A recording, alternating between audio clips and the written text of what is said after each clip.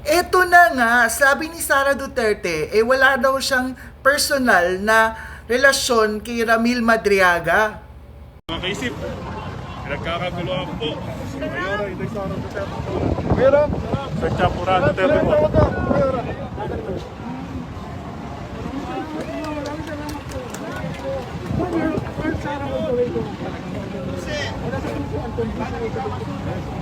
Yan po.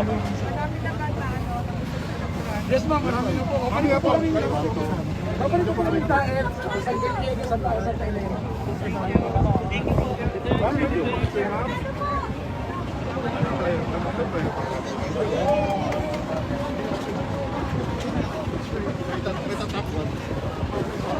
Pagkatapos mo bang panoorin yung video na yan, naniniwala ka ba na wala talagang kinalaman si Sara Duterte dyan?